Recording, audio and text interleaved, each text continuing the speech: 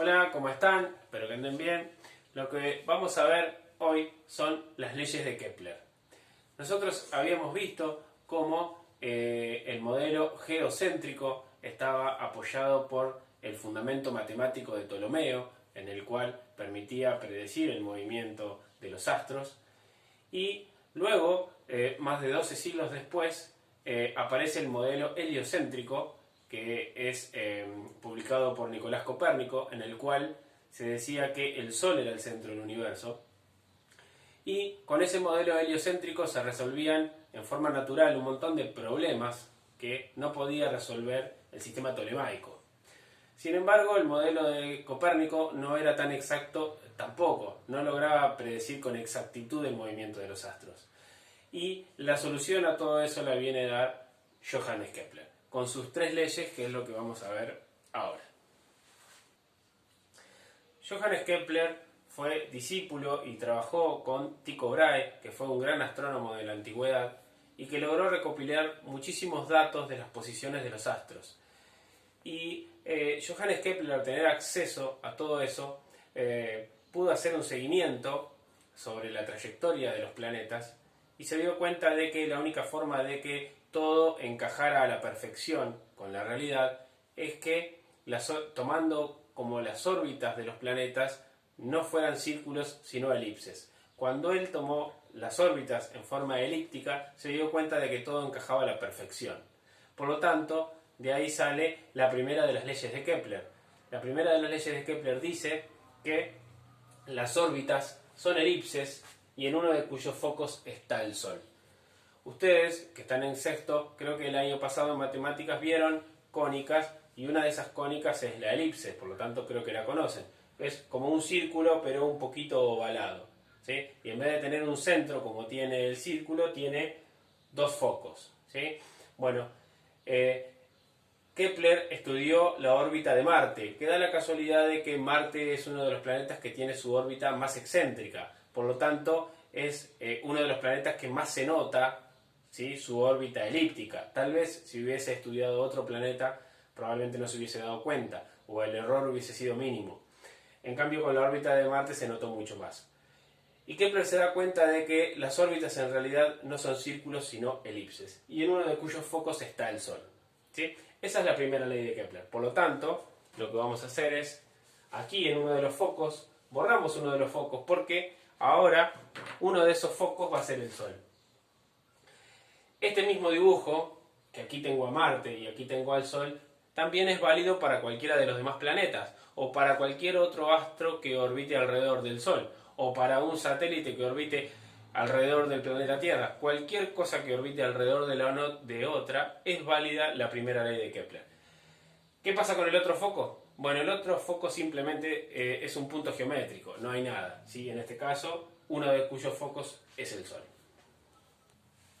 Continuamos con la segunda ley de Kepler, importantísima, y dice que el radiovector que une al planeta con su foco barre áreas iguales en tiempos iguales. Bien, ¿qué significa eso? Radiovector es la distancia del planeta al Sol. Y dice que barre áreas iguales en tiempos iguales. Bueno, como esto es una elipse, acá yo lo representé exageradamente para que se note, y supongamos que cuando esté más cerca del Sol, el planeta Marte, en un mes recorre esta distancia. Y el radiovector barre esta área. El radiovector, que es la distancia, barre esta área. Aquí yo voy a tener una área que puedo llamar área 1, por ejemplo.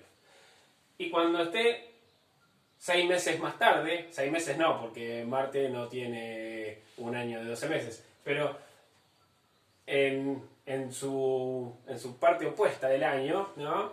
Bueno, Marte va a recorrer en un mes esta distancia y su radiovector va a recorrer un área que yo voy a llamar área 2. ¿Qué me dice la segunda ley de Kepler? Que el área barrida en un mes, porque aquí transcurrió un mes, por ejemplo, ¿sí?, tiene que ser la misma área que barre en el mismo tiempo, tiene que coincidir. Las dos áreas tienen que ser iguales. Si aquí transcurrió un mes y aquí transcurrió un mes, el área 1 y el área 2 tienen que coincidir. Se tiene que cumplir esto. El área 1 tiene que ser igual al área 2. ¿Sí? Fíjense que yo acá tengo, como si fuese un triángulo, no es un triángulo exactamente, porque esto es un arco de circunferencia, ¿no? Pero tengo como un triángulo que tiene lados más cortos, pero como es como más abierto, de un ángulo mayor. En cambio acá tengo una especie de triángulo que tiene sus lados más largos, pero tiene una abertura, un ángulo mucho menor. Pero se tiene que cumplir de que toda esta área que yo tengo acá adentro tiene que ser igual a esta. Como eso se cumple, para que eso ocurra, al planeta, como acá en esta parte está más cerca del Sol, no le queda otra de que abrirse un ángulo más grande que acá. Este ángulo tiene que ser mayor a este, ¿sí? Este ángulo debe ser mayor a este para que se cumpla que el área 1 sea igual al área 2. Por lo tanto, fíjense en que de este lado tiene que recorrer una distancia mayor. En ese mismo tiempo tiene que ir de acá hasta acá. Cuando en ese mismo tiempo va de acá hasta acá. Entonces, ¿cuál es la diferencia? Bueno, que el planeta tiene que aumentar de velocidad. Para que esto se cumpla, ¿sí? En el mismo mes tengo que recorrer más distancia. Por lo tanto, sí o sí tengo que ir más ligero. En el mismo tiempo, acá también pasó un mes, pero la distancia es más cortita, voy de acá a acá. Por lo tanto, voy a ir más lento. ¿Y eso qué significa? Que el planeta, o el satélite, o lo que fuera, cuando está más cerca del Sol, aumenta su velocidad. Y cuando se aleja del Sol, va más lento. Y cuando se acerca, aumenta su velocidad. Lo mismo pasa con los cometas. Cada vez que se acercan al Sol, aumentan su velocidad y cuando se alejan, disminuyen la velocidad. ¿Sí? Todo eso para que se cumpla la segunda ley de Kepler, de que el radiovector barre áreas iguales en tiempos iguales. El hecho de que eso se cumpla trae como consecuencia una distinta velocidad en los planetas a medida que recorre su órbita. Bueno, tercera ley de Kepler. El cuadrado de los períodos de los planetas son proporcionales a los cubos de sus distancias medias al Sol. ¿Qué quiere decir esto? Parece re complicado. La tercera ley Kepler la publica bastante tiempo después. Y nos dice que cuando digo período, el período lo represento con la letra T, ¿sí? No se confundan. Si se acuerdan del año pasado, período también lo representamos con la letra T. Y es el tiempo que tardo yo en realizar la órbita completa, ¿sí? Para la Tierra sería un año. Ese es mi período, el tiempo que tardo en realizar un ciclo repetitivo. Cuando hablo de distancia media. No es la misma distancia a lo largo del año, pero bueno, hablamos de distancia media. Y esta acá es una constante. ¿Qué significa? Que independientemente de cualquier planeta que yo agarre del sistema solar y haga su período al cuadrado, dividido la distancia del Sol al cubo, siempre que haga esta cuenta me va a dar el mismo valor constante para todos los planetas. Por lo tanto, si yo conozco el valor de esa constante, fíjense que conociendo lo que tarda en dar la vuelta alrededor del Sol, puedo calcular a qué distancia se encuentra. O al revés, conociendo la distancia que se encuentra alrededor de su distancia al Sol, conociendo la constante, puedo calcular cuánto va a tardar en realizar su órbita completa. Bueno, eso nos dice la tercera ley de Kepler. Y ahora, en el próximo video, vamos a hacer algunos ejercicios para que vean cómo funciona.